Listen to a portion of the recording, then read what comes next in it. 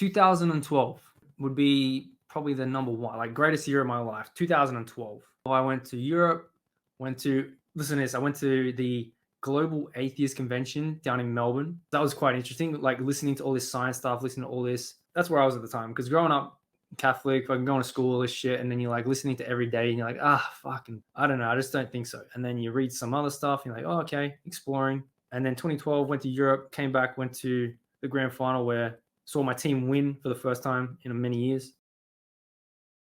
And then get to 2013. Now, 2013 changed everything. Because what happened to me was, so growing up, I lived with my mother and my grandmother, and basically my grandmother. So she taught me basically everything, was there for everything. So I know someone probably in your life, you know, that you identify with, is that one person that, what I've come to know, your main attachment. That was the one person you were attached to. Like everything, well, maybe not, but everything for me hinged on that right there. After 2012, one of the greatest years, 2013 comes, and then turns out she's got pancreatic cancer. So I'm like 22 at the time, and I'm like, okay, I've known people with that before, whatever. But it's like, okay, we find out we've got a few months to live. All right, we've got a few months. We're going to try and make it as good. We're going to make it the best as we possibly can. So moved in with us, lived with us, well, in her final months, and it's like trying to do the best. But when she died, that was it. I was fucking done. I was done. Like a lot of people lose people they're close and they're like they've fucked up for a little bit and then they can get back into it. But I didn't know what to fucking do. Honestly, back 22, I was like, okay. So I stopped playing footy. I just started uni then. So I was studying journalism then, and my mind was not anywhere. I couldn't think. So we get to 2014 comes, watch the footy, go into every single game, went to the grand final again. It was amazing, but like something's not right. Then I really don't remember too much of 13, 14, 15, 16, up to 17. I don't really remember much of that because I was so fucked up. Yeah, you can go to work, go to school, do all this stuff and whatever, but you just know that something's not right. So every single day, I don't know if there was a day, I'm going to be honest, for about 5 years. I don't know if there was one day where I wasn't suicidal. One day. I don't think it was one day in 5 years, about 5 years. So it's pretty fucking hard having every single day that you really don't want to be here. Because you've got nothing left. I had nothing left. I was like, fuck this. I don't want to be here. But I was like in a relationship at the time. And I'm like, oh, for fuck's sake. Didn't know what to do. So obviously try some other things. Oh, maybe cannabis is going to help. Maybe that's going to take the edge off. And you know what? It's okay. But it doesn't address the issue. So I was literally in August 2017, I was like, I'm at my end. I'm at my fucking end. I'm either going to do that. I'm going to yeet. Or I'm going to do some research and I'm going to look into what the fuck can work. So I did a fucking bunch of research. And I'm like, it looks like psilocybin mushrooms are the go. And if they're not the go, then I'm not going to lose because either way, I don't really give a fuck. I was like, either way, I don't want to be here. So either this is going to save me or it's not and I'm done. So I looked into it, 4 grams of psilocybin. Now, the way to do it is dark, quiet, with someone else. So I had someone else with me and it was dark and quiet. Best way to do it. This is not a party drug. This is not a fucking happy thing. You gotta go into psychedelics with a focus. And I did. I wrote everything down from what I can remember. It was about 7 p.m. on a Saturday night. And the amount of mushrooms on the palm of my hand looks daunting. So this is as I wrote it, as I was happening. As I began to chew, the foul taste of dried plant matter envelops my mouth. I swallowed the mushrooms down with force because it was 4 grams, man. It was just a fucking handful. I'm just like, not good taste.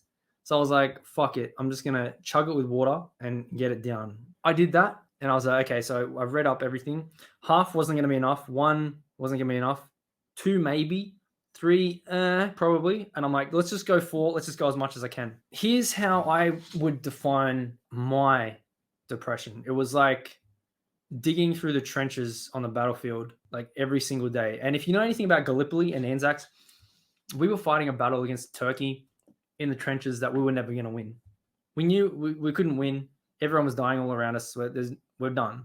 And that's how it felt every day. I'm like, I'm just getting up just because I have to go to work and do all this just because everyone tells me that I have to. That's how I was living. I've got to do it. Why? Because I don't know. I really don't know. So I was doing actually pretty good. But then Chester Bennington died. When I heard that, he hung himself in his garage. And I was like, fuck, man. So I thought I was going good. I heard Chester died. And that's what sparked me back in. So that's Linkin Park's frontman. So when he went, I was like, fuck, that just threw me back in, and I was done. I was like, I'm done. So I did all this studying, and then what I heard is Dennis McKenna, Terrence's brother, said mushrooms are the perfect psychedelic. So I was like, okay, let me try these. So about 25 to 30 minutes, it kicked in. So I thought it was going to take a bit more. So about 25, 30 minutes, it kicked in. And then I walked upstairs and I just started feeling really light. Like my body was just light. I was like, wow, this is okay. This is getting interesting already. I went downstairs to the bedroom, kept it dark, and then this is where it started to kick in. Distorted vision. So imagine this this wall, which is actually, so just say right here. It was actually like, it felt like it was right here, right in front of my face. And this wall that I was looking at the end of my bed is like 2.5 meters away from me. So it's a decent amount, but it felt like it was right there. Like it was right in my face. I was like, when did that get so close? So I was like, holy shit. As I looked over to my my footy jersey, my jersey was hanging on the wall. When things happen that are straight shapes, it's okay. It changes into something else. But when there's like my jersey was hanging on the wall, which was like this, so it's hanging down, so the sleeves are like that, I was like, holy fuck, because this thing looked like it was melting into the wall. My jersey looked like it was melting into the wall downwards. Anything that looked like it was going in that direction already, it was gone. So it looked like it was melting into the wall, which is crazy. And I was like, holy shit, this is interesting. So initially I was alarmed, but then within seconds I had to convince myself that in fact it wasn't actually melting. It was just my jersey and my distorted vision. This is when the shit kicks off. I laid down, closed my eyes. Now this is where it starts. You close your eyes, this is where everything goes. Geometric shapes, like all the crazy shapes began to appear. It's like you can think of like 12 different dimensions of fractals. It's crazy. Things from my past. So like I was looking at things that look like 8-bit Donkey Kong. So like Donkey Kong from the 80s and 90s and stuff, like Super Nintendo stuff. So I'm like, oh, that's interesting. So I'm seeing stuff from my childhood and all that. Oh, okay, I know what's happening. Just showing me all stuff that I'm accustomed to, that I can understand. And then I opened my eyes again and I was like, holy shit. Everything was an infinite spectrum of itself. Like I was looking at the fan. So you know how a fan's got 3 prongs? So I was looking at this, just imagine my hand with, and infinitely goes downwards. And then as I was looking, changing my vision, light appeared to change shapes. Literally, I was looking at the light and it was changing shapes. So this is what I was talking about before, when if we ate mushrooms on savannah, it actually makes you rewire your brain so you can see things differently. Yeah, this is crazy. So I turned my gaze over to my sitter, so the person I was with who was like looking after me, and her face started looking like a Picasso. So you know Picasso, how there's an eye here, a mouth down here, a nose over here. So she looked like a Picasso that was like malleable and not like rigid edges. It was crazy. And she was kind of like, what the fuck are you talking about? I'm like, your eye's like falling off your head. It's weird. So I turned all the lights off then, and then no noise, and then shut my eyes, went back into the darkness. As I looked around this new dimension, because it's actually dimensions, they're different dimensions from outside to inside when you close your eyes. I noticed that each time I moved my gaze, the colors would change and the shapes would change. Just for an example, because I don't remember exactly, I said I looked up and to the left and it was red. And then when I looked down to the right, it changed to blue. And then it also changed shapes each time. So you could be seeing red triangles pattern, and then looking down, just changing your view, and it changed every time. So you're thinking red, blue, green, white, red. That's how crazy it is. Every time you make its tiny movement, everything changes. This mild opening continued for a while until the door of its consciousness opened up and it unleashed the abyss of retrospection. So this is where it gives you the nice beginning and then it throws you into it. So it shows you everything you are afraid of or do not want to see or do not want to address, which is what I was doing. I was doing that initially. I'm like, I'm seeing everything I don't want to. I'm done. I don't want to do this anymore. That's how fucked up I was. I was like, I can't be here. 0 to 100 real quick. Exactly. Initially, I thought it was going to be too much. So I tried to pass everything off that it was showing me. Don't do that. I was just trying to close my eyes and sleep it out the rest of the trip, when I don't even know what amount of time had elapsed at this point. Like time was irrelevant. So then I realized I couldn't just sleep it off. It's not going to let me sleep it off. So you come to find it would have its own plans. So this is what happened. First time I had to go to the bathroom. Now, so because I told you before I got super light, and that was just at the beginning, I got out of bed and I couldn't walk. Like my legs were jelly. I could not walk. I had to hold on to her, person I was with, as she like basically carried me up the stairs to go go piss. And I was like, fucking hell. As I finished, I was like, I felt really, really hot, like fever stuff. So I took off, pretty sure I took off my jumper and I couldn't stand up. And my knees gave out, my legs gave out. I just had to just lay down. And I was like, I said, I've had enough. I've got everything I need to out of this. I don't want to do it anymore. When I said that, I went back into bed and I was freezing. So I got wrapped up and all that.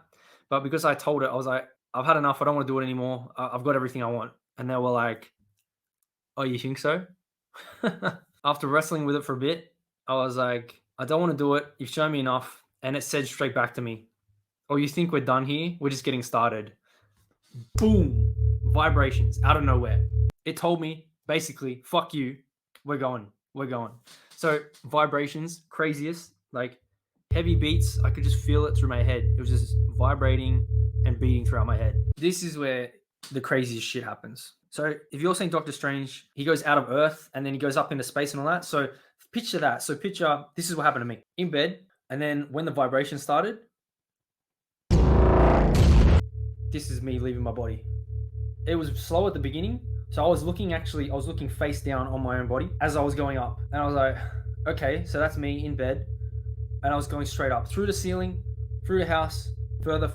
I saw the house, I saw city, saw the country, saw the planet, and everything's getting louder and louder as it's happening. And then I saw the galaxy, then the whole universe, and then blackness, just complete blackness. And I was like, where the fuck am I? It's just black, dark, nothing, silence.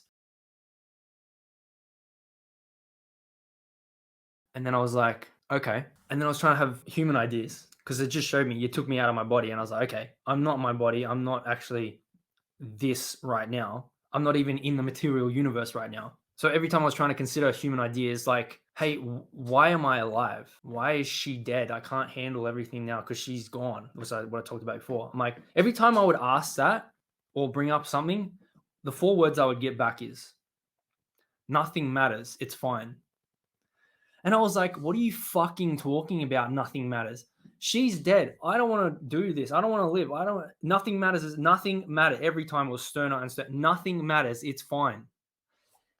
And then I finally got it. I let everything go and I realized, you know what?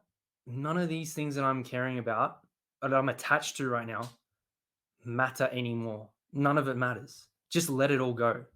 And you know what happened when I did that? As soon as I realized nothing matters, it's fine, I got it. I was like, oh, big exhale. And everything went from black to white. The most brightest white light you've ever seen. Infinite. That's exactly how it happened. It like enveloped me with white. And I was literally, this is what you'd call heaven, nirvana, moksha, or whatever you want to call it. This was the place. Because what I was there, the only way I can describe it is pure existence or energy. That's all I can describe. So there were a few other beings that I can remember. They were just there. But I was connected to this one energy source. And it was bliss. That's what I'm telling you. It was just bliss. It was just endless happiness, endless bliss. And it was just like connected through me. But not like a body. It was just a energy source. That's all I can fucking say. It was just infinite white connected to energy. And I was being sustained by that energy. And I could be forever. But you know what happened? This is crazy. So being in that place after recognizing liberation, which is what the Buddhist idea, recognition is liberation. I had a thought, how long does this last? Back in my bed, just like that. The amount of time it took me to get there, to realize that. And then I had a thought when I was pure energy. I had a human thought, how long does this last? I was back in my bed within a millisecond. And I was like, oh shit, I'm in my bed. Just like that. That's fucking nuts. I'm not asking you to believe me. I'm just telling you what I experienced and how much it changed me, because everything from then, I just tell myself those 4 words. Like nothing matters. It's fine. And when you really understand that, you realize that everything that we do here in this material universe, everything that we do, you can do whatever you want here. You can live a life with you can get married, have kids, love, do whatever the fuck you want. But just remember that it doesn't actually matter when everything's said and done and you get to leave. Because a lot of people don't know that exists. When they die, that's basically what it was, a death experience. When they die, they're like, holy shit. They get scared. They're like, okay, I've seen all my past shit that happened, but now I'm gonna run away from all the shit that scared me, which is what I was doing. But because I was in a body, it's not like you can send me back to another one. I'm not gonna say you should, but if you do these things, it gives you a better idea of what's gonna happen. That you can partly an understanding if you get there. This isn't a guarantee. I haven't done them again. So let me just say, for someone who is suicidal, depressed every day for 5 years, has one mushroom trip and it's gone, what are we fucking doing? We're clearly not doing the right thing.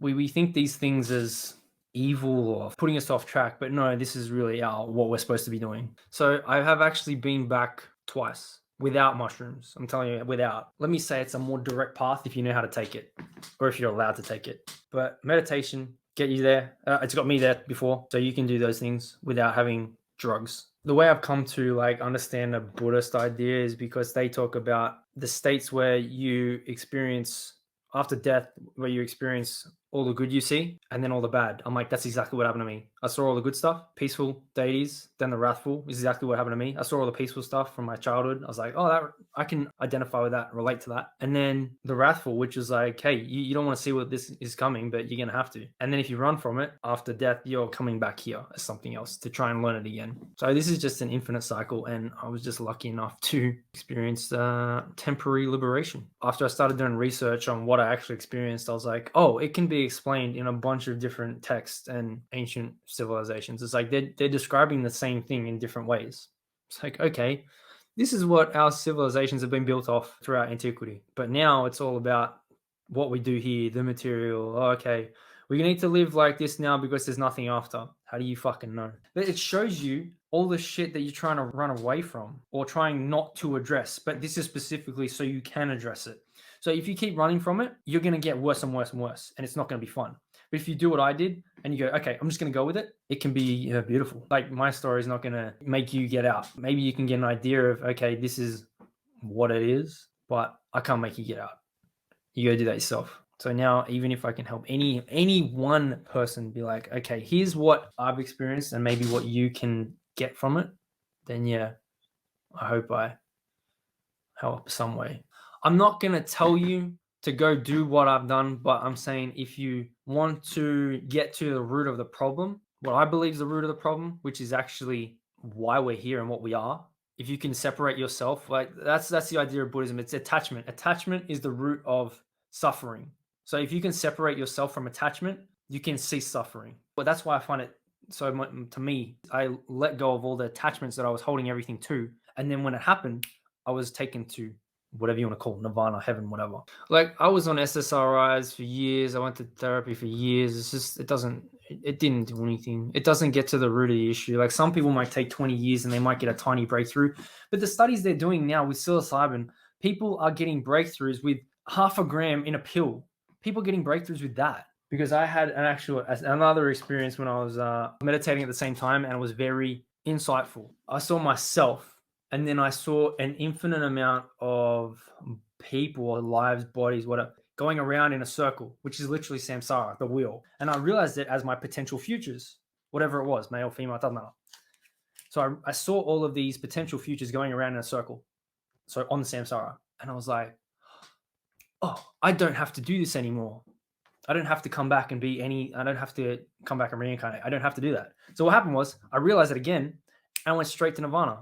I went straight to the light again. So that was the second time I went there. So that's the second time. Like there's also some other things in the Gnostic text, which I like to talk about too, which explain the three main poisons in Buddhism. So ignorance, desire, aversion. If you read the book of Mary Magdalene in the Gnostic text, Jesus says to Mary, and desire said to them. And then the next line, and ignorance said to them, and darkness said to them. So aversion to the light. And you're like, two of those three poisons in Buddhism by name are mentioned in the book of Mary. I'm like, bro, that's interesting. So that's why I'm not very rigid on like this book is right. I'm finding things in all different things. For someone who is suicidal, depressed every day for 5 years, has one mushroom trip and it's gone. So now, even if I can help any one person be like, okay, here's what I've experienced and maybe what you can get from it, I hope I help some way.